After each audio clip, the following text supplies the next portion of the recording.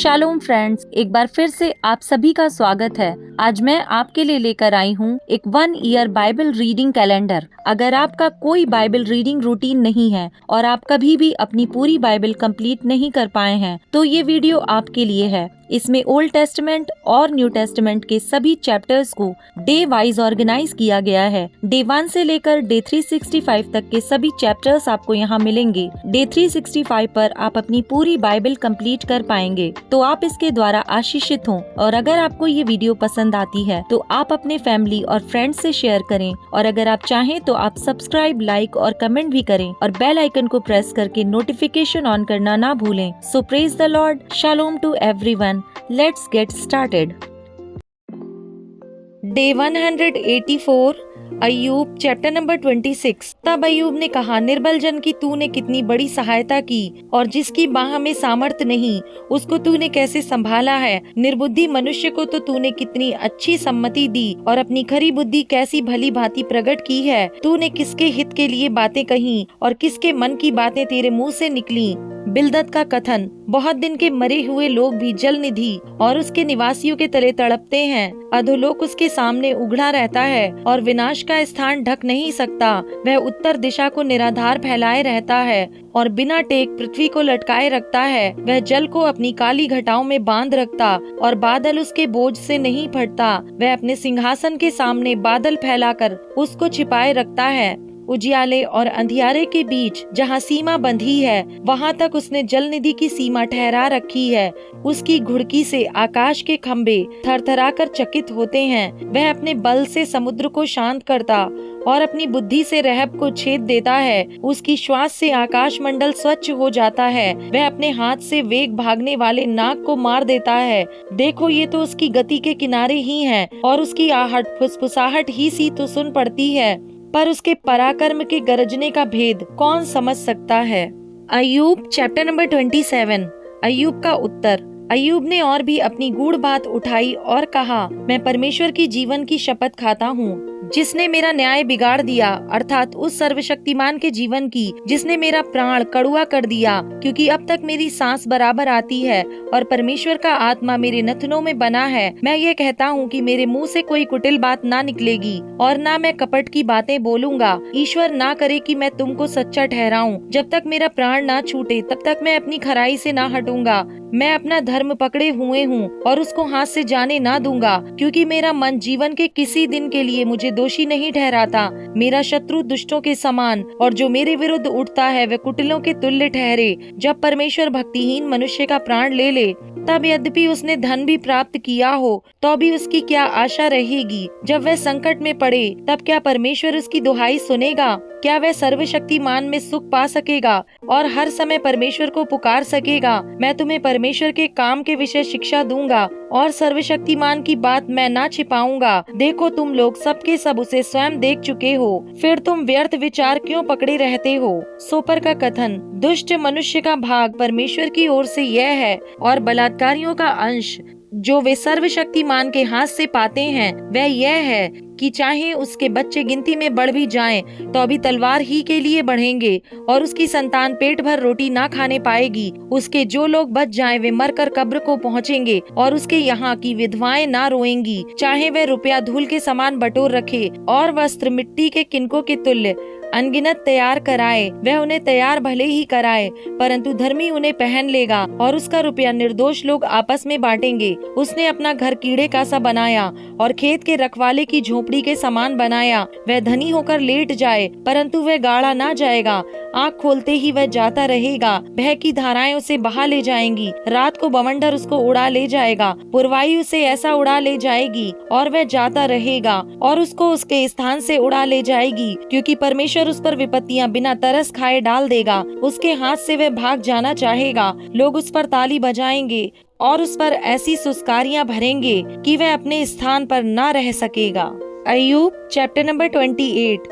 बुद्धि की प्रशंसा में। चांदी की खानी तो होती है और सोने के लिए भी स्थान होता है जहाँ लोग ताते हैं। लोहा मिट्टी में से निकाला जाता और पत्थर पिघलाकर पीतल बनाया जाता है। मनुष्य अंधियारे को दूर दूर तक खोद खोद कर अंधियारे और घोर अंधकार में पत्थर ढूंढते हैं। जहाँ लोग रहते हैं वहाँ से दूर से खानी खोदते हैं। वहाँ पृथ्वी पर चलने वालों के पांव भी नहीं पड़ते। वे मनुष्यों से दूर लटके हुए झूलते रहते हैं। वह भूमि जो है इससे रोटी तो मिलती है, परंतु उसके नीचे स्थान मानो आग से उलट दिए जाते हैं। उसके पत्थर नीलमणि का स्थान है और उसी में सोने की धूल भी है। उसका मार्ग कोई मांसाहारी पक्षी नहीं जानता और किसी गिद्ध की दृष्टि उस पर नहीं पड़ी। उस पर हिंसक पशुओं ने पांव नहीं रखा और न उससे होकर कोई सिंह कभी गया है। मनुष्य चकमक के पत्थर पर हाथ लगाता और पहाड़ों को जड़ ही से उलट देता है। वह चट्टान खोदकर नालियां बनाता और उसकी आंखों को हर एक अनमोल वस्तु दिखाई पड़ती है। वह नदियों को ऐसा रोक देता है कि उनसे एक बूंद भी पानी नहीं टपकता और जो कुछ छिपा है उसे वह उजियाले में निकालता है। परंतु बुद्धि कहाँ मिल सकती है और समझ का स्थान कहाँ है? उसका मोल मनुष्य को मालूम नहीं। जीवन लोक में वह कहीं नहीं मिलती। अतः सागर कहता है वह मुझ में नहीं है और समुद्र भी कहता है वह मेरे पास नहीं है। चोखे सोने से वह मोल लिया नहीं जाता और न उसके दाम के लिए चांदी तौली जाती है। ना तो उसके साथ ओपीर के कुंदन की बराबरी हो सकती है और न अनमोल सुलेमानी पत्थर या नीलमणि की, न सोना न कांच उसके बराबर ठहर सकता है। कुंदन के गहने के बदले भी वह नहीं मिलती। मूंगे और स्फटिक मणि की उसके आगे क्या चर्चा। बुद्धि का मोल माणिक्य से भी अधिक है। कुश देश के पद्मराग उसके तुल्य नहीं ठहर सकते और न उससे चोखे कुंदन की बराबरी हो सकती है। फिर बुद्धि कहाँ मिल सकती है और समझ का स्थान कहाँ है? वह सब प्राणियों की आंखों से छिपी है और आकाश के पक्षियों के देखने में नहीं आती। विनाश और मृत्यु कहती हैं, हमने उसकी चर्चा सुनी है, परंतु परमेश्वर उसका मार्ग समझता है और उसका स्थान उसको मालूम है। वह तो पृथ्वी की छोर तक ताकता रहता है और सारे आकाश मंडल के तले देखता भालता है। जब उसने वायु का तौल ठहराया और जल को नपुए में नापा और मेह के लिए विधि और गर्जन और बिजली के लिए मार्ग ठहराया, तब उसने बुद्धि को देखकर उसका बखान भी किया और उसको सिद्ध करके उसका पूरा भेद जान लिया। तब उसने मनुष्य से कहा, देख, प्रभु का भय मानना यही बुद्धि है और बुराई से दूर रहना यही समझ है। Acts chapter number 11। पतरस द्वारा अपने कार्य का स्पष्टीकरण।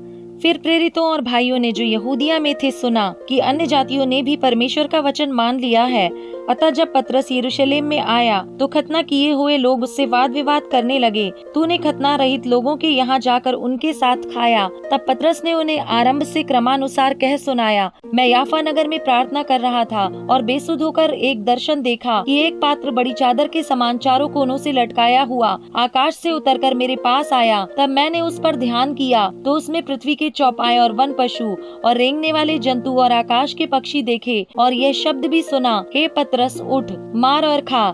मैंने कहा, नहीं प्रभु, नहीं, क्योंकि कोई अपवित्र या अशुद्ध वस्तु मेरे मुंह में कभी नहीं गई। इसके उत्तर में आकाश से दूसरी बार शब्द हुआ, जो कुछ परमेश्वर ने शुद्ध ठहराया है उसे अशुद्ध मत कह। 3 बार ऐसा ही हुआ। तब सब कुछ फिर आकाश पर खींच लिया गया और देखो, तुरंत 3 मनुष्य जो कैसरिया से मेरे पास भेजे गए थे उस घर पर जिसमें हम थे आ खड़े हुए। तब आत्मा ने मुझसे उनके साथ निसंकोच हो लेने को कहा और 6 भाई भी मेरे साथ हो लिए और हम उस मनुष्य के घर गए। उसने हमें बताया कि उसने एक स्वर्गदूत को अपने घर में खड़ा देखा, जिसने उससे कहा, याफा में मनुष्य भेजकर शमौन को, जो पतरस कहलाता है, बुलवा ले। वह तुमसे ऐसी बातें कहेगा जिनके द्वारा तू और तेरा घराना उद्धार पाएगा। जब मैं बातें करने लगा तो पवित्र आत्मा उन पर उसी रीति से उतरा जिस रीति से आरंभ में हम पर उतरा था। तब मुझे प्रभु का वह वचन स्मरण आया जो उसने कहा था, यूहन्ना ने तो पानी से बपतिस्मा दिया, परंतु तुम पवित्र आत्मा से बपतिस्मा पाओगे। अतः जब परमेश्वर ने उन्हें भी वही दान दिया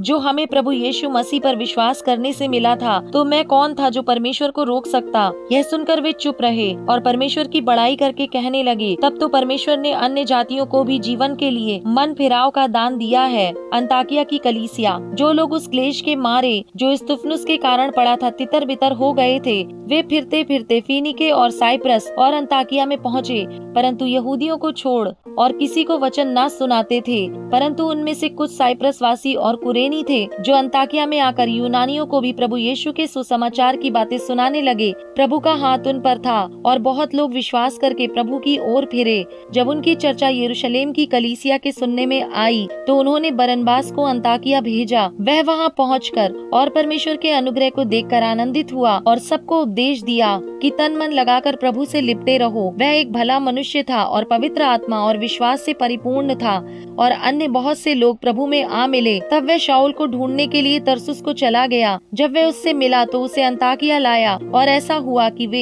1 वर्ष तक कलीसिया के साथ मिलते और बहुत लोगों को उपदेश देते रहे और चेले सबसे पहले अंताकिया ही में मसीह कहलाए। उन्हीं दिनों में कई भविष्यद्वक्ता यरूशलेम से अंताकिया आए। उनमें से अगबुस नामक एक ने खड़े होकर आत्मा की प्रेरणा से यह बताया कि सारे जगत में बड़ा अकाल पड़ेगा। वह अकाल क्लौदियुस के समय में पड़ा। तब चेलों ने निर्णय किया कि हर एक अपनी अपनी पूंजी के अनुसार यहूदिया में रहने वाले भाइयों की सहायता के लिए कुछ भेजे। उन्होंने ऐसा ही किया और बरनबास और शाऊल के हाथ प्राचीनों के पास कुछ भेज दिया।